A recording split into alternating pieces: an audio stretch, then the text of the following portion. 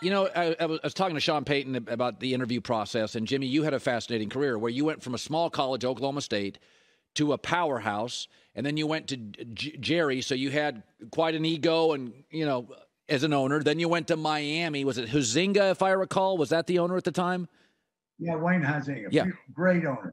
Great person. He's no longer with us, but really he was good. So you had a lot of different – Miami's a unique coaching job, NFL and college, and then Jerry. And when I was talking to Sean, I was asking about what matters, and it's Jerry, these owners now are all billionaires, and they're all a little eccentric. And when you look at some of these job openings, if you were on the market and interviewing, what's more important, owner or quarterback in today's NFL? Well, Colin, I think it probably depends on how long you're going to be at the job. If you plan on being there a long time, not only ownership, but I think front office structure. Yeah. Because, for instance, it was very important for me to be in charge of personnel. Yes. In fact, in my book, Swagger, I had total control of personnel. And because that was my strength, I wanted to be able to go out and look at the players, evaluate the players, the talent, et cetera. Now, that's an all-consuming job. That's 12 months out of the year, and so you don't ever have a break. So a lot of pro coaches, they don't want to do that. I've met plenty of them, head coaches, that they said, hey, let's turn it over to the personnel department, and I'll just dabble in it a little bit. That way you've got a life outside of football. Yeah. So front office structure is one thing, and in the strength of the ownership, I think is important. Yeah. By the way, Sean mentioned you and Parcells as guys that really knew personnel, that you could build your own teams. And for the record, folks, that's very rare.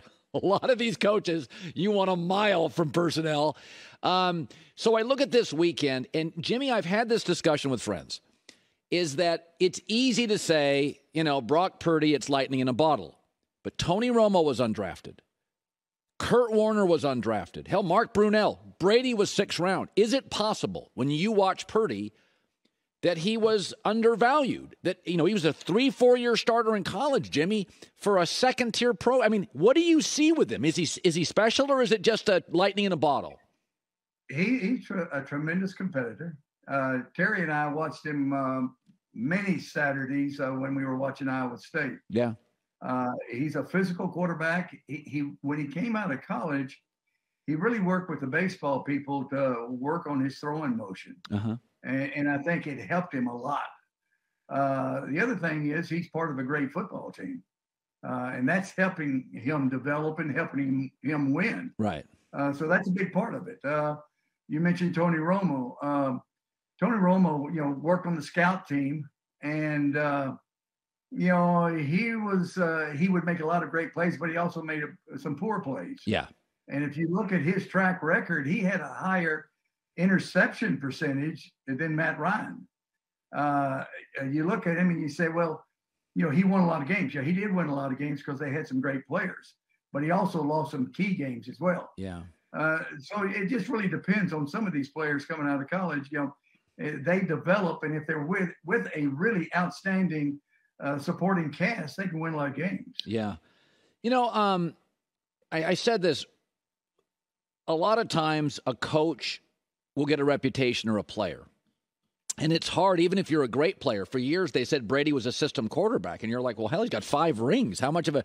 And then when he leaves and he wins, we all go, okay, he is the system. But for a long time, he really was labeled as, well, this is Belichick.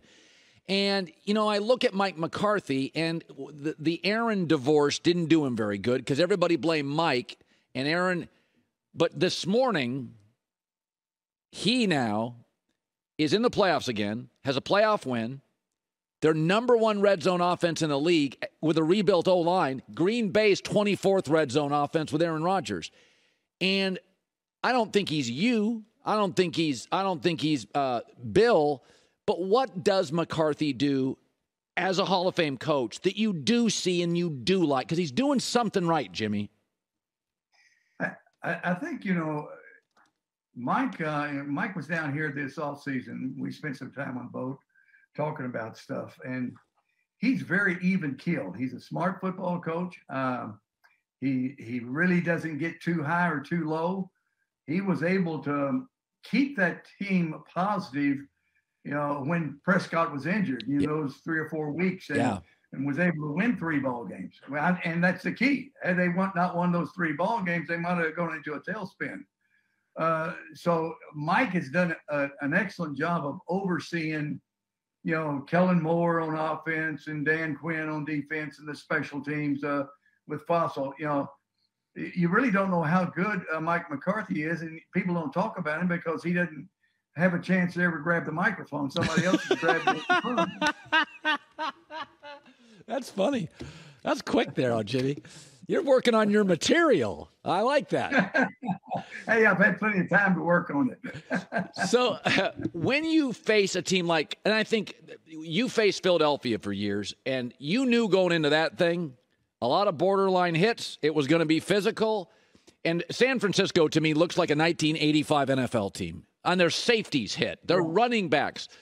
How do you prepare, knowing going into a game, we may not, they're coming after us. This is going to be a physical game. Did it change your game plan or how you viewed a game? Colin, without question, I'll try to make this story quick. But when we were playing against Buddy Ryan, I think Troy got sacked 9 times and 9 or 11 times in one ball game. And they just killed us, and so we had a tough time with Philadelphia. And so we were going to go up there to play, and we had a pretty good team. This is about my 3rd year. And Troy Aikman was injured. And I went into the meeting. I said, guys, now Tony Wise, my offensive line coach, is going to be upset. But you offensive linemen, I said, we've studied them. They're not real good on offense, but they are great on defense, and they get a lot of turnovers and a lot of sacks. So offensive linemen, I don't care if you hold them. I don't care if you kick them. I don't care what you do. Don't let them hit our quarterback. You just do not let them hit our quarterback. And then, you looked at Berline was my quarterback. I said, Steve, you protect the football. I don't want you to get hit. I don't want you to fumble. I don't want you to throw an interception. You get rid of the football. And so the first half, he would take 3 or 4 quick steps, and that ball was out. He was like 1 for 12. He completed like 1 pass the entire first half. He wasn't going to get hit. He wasn't going to throw an interception. But we had the lead because Kelvin Martin returned a punt for a touchdown. Yeah. We ended up beating Philadelphia because we didn't beat ourselves. Yeah. And so the big thing, and the story is with going against the 49ers, just don't let that defense beat you. Don't take the negative plays. If you eliminate the negative plays, you'll have a chance, to score enough points to win. I want to talk AFC, although Fox does NFC games, about Josh Allen. He's such a unique talent. I compare him to Mike Tyson, where his knockout punch is amazing, but he doesn't jab particularly effective, right? He's a big swing. He's a home run hitter. He's a 1980s home run hitter. You get some strikeouts, but, man, it's majestic. But where's the line, Jimmy, between eliminating those and letting him be great? Like Troy was great. Troy would throw some picks. You tell me, what is your line on a kid like Josh on coaching him and letting him make some mistakes? I think you've got to look at your entire football team. Every game we went into, I would try to evaluate the matchup on special teams, the matchup with our defense, the matchup with our offense. Like when we were in Dallas, we were number 1 in the league defensively. We led the league. So we knew they weren't going to score a whole lot of points as long as the offense didn't put us in bad field position. And so we might go into that game, running Emmitt Smith, being satisfied to punt the football, take our chances when we could. You go up in a different game and you're going to have to be more wide open because you're going to have to score a bunch more points. You can't stop them. For instance, with Mahomes at Kansas City, he'll throw some turnover. He'll throw some picks. But he is so good, and they are so good offensively, he can overcome them. At times, Buffalo can't overcome some of those turnovers. Yeah. And so you got to be careful with Josh Allen. I was saying this about Aaron Rodgers, is both Favre and Aaron Rodgers, They don't have an owner in Green Bay, and it's different. An owner can go up to you and say, hey, are you committed or are you not committed? You get an answer. Stan Kroenke could go to Matt Stafford and say, you know what, or get off the pot. Are you going to play or not? Yeah. But Favre and Aaron don't have an owner. And I always feel like they know it, and they sort of use that as a lever. Yeah, maybe I'll retire, maybe I won't. And I think it puts the coach in a really tough spot. You going to be there with our young receivers in the offseason or you're not? What if you coached Aaron, because he said it yesterday, well, I don't know what I'm going to do. And I think, oh, brother,